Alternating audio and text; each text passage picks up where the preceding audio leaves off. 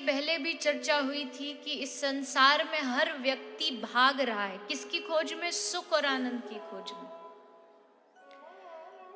किंतु उसे प्राप्त इसलिए नहीं हो रहा क्योंकि वो गलत जगह पर खोज रहा है, दिशा गलत है।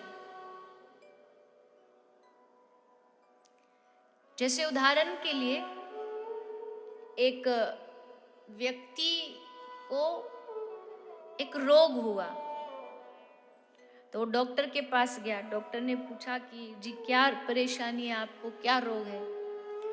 बोले जी क्या बताऊं, मैं अपनी उंगली को जहां भी शरीर में छूता हूं सब जगह दर्द होता है। पैर में छू उंगली से तो पैर में दर्द, जहां भी छूता हूं दर्द होता है। डॉक्टर ने उसकी जांच वांच की, सब किया कि आखिर इसके शरीर में है क्या जो हर जगह दर्द रहता है, जहां भी छूता है वहीं दर्द होता है। तो जब उसने पूरा एक्सरे इत्यादि जो जांच होती है वो की, उसके बाद पता चला कि कहीं दर्द नहीं था बल्कि उसकी उंगली में ही फ्रैक्चर था। अब वो फ्रैक्चर उंगली को जहां रखता था दर्द होता था, दर्द वहां नहीं, दर्द उंगली में होता था।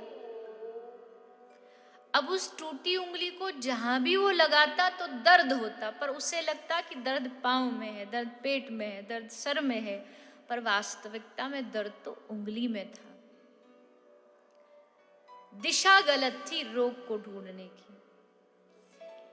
ठीक उसी प्रकार आनंद को पाने की चाह तो हमारी अच्छी है, पर जहां ढूंढ रहे हैं वो दिशा गलत है। ढूंढ क्या कहां रहे हैं? हमें लगता है परिवार में आनंद है, इसलिए परिवार में खोजा पर कहीं नहीं मिला। परिवार में हर रोज एक नया दुख, नया रूप लेकर के खड़ा हो जाता है। फिर लगा कि नहीं परिवार में नहीं, बाहर खोजो, बाहर आनंद मिलेगा। पड़ोसियों में खोजो, पड़ोसियों में खोजा, वहां भी नहीं मिला। रिश्तेदारों में खोजो, वहां भी नहीं मिला। फिर सोचा अरे नहीं, अब समझ आ गया सबसे अच्छा आनंद कहां पर है। कहां पर है? तो बोले कि ना बाप बड़ा ना भैया, सबसे बड़ा रुपये, बड़ा आनंद है इसमें। आहा, 2-2 हजार के नोट नए नए एकदम बैंक से निकले हो, तिजोरी में रखे हो, कितना आनंद आएगा। लेकिन उसमें आनंद आया, वो भी प्राप्त हुआ। भगवान कितने कृपालु, जो जो मांगते गए सब देते गए, जो जो कहा भगवान ने दिया। धन मांगा तो भगवान ने धन दिया, परिवार मांगा परिवार दिया। पर चूक ये हो गई कि भगवान से तो सब कुछ मांगा पर भगवान को कभी नहीं मांगा। इसलिए सब कुछ मिल गया पर भगवान ही नहीं मिले। वो वास्तविक कृष्णानंद ही प्राप्त नहीं हुआ। धन में तो सुख नहीं। अगर धन में, पैसे में सुख होता तो वही पैसे जब 8 नवंबर को घोषणा हुई थी कि बदलने वाले, तो वही सबको 1000-500 के नोट एकदम दुख भरे लगने लगे कि रात रात में जो भी हो सब निपटा दो, जैसे भी हो जाए। ये बहुत गहराई की बात है। मैं ऐसा नहीं कहती कि जीवन में धन की आवश्यकता नहीं होती, होती है।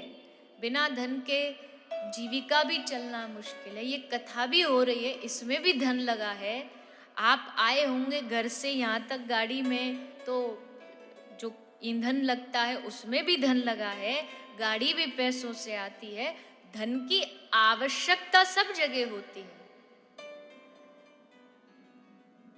किंतु धन ही जीवन है या उसी के लिए जीवन को व्यर्थ किया जाए, वो उचित नहीं। कमाने के लिए कौन मना करता है? ठीक है, भगवत भक्ति करते रहो, साथ साथ में जो जीविका है वो करते रहो। पर होता क्या है कि हम उस धन के लोभ में आकर के जो हमारा वास्तविक रस है उसे भूल जाते हैं और फिर सूखे रह जाते हैं।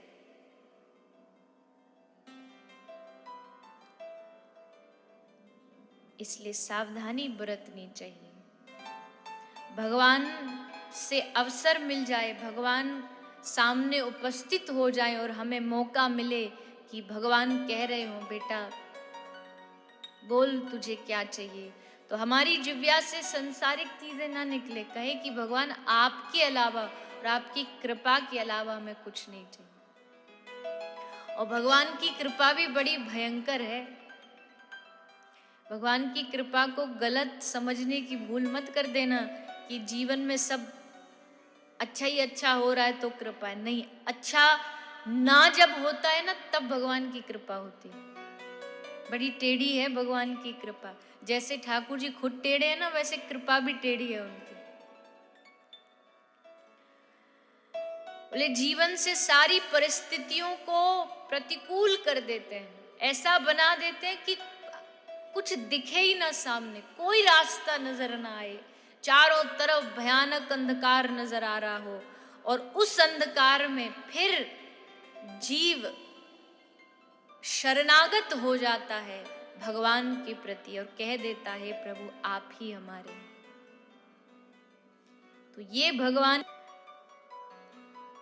तो जहां प्रभु आते हैं वहां आनंद की वर्षा होती है।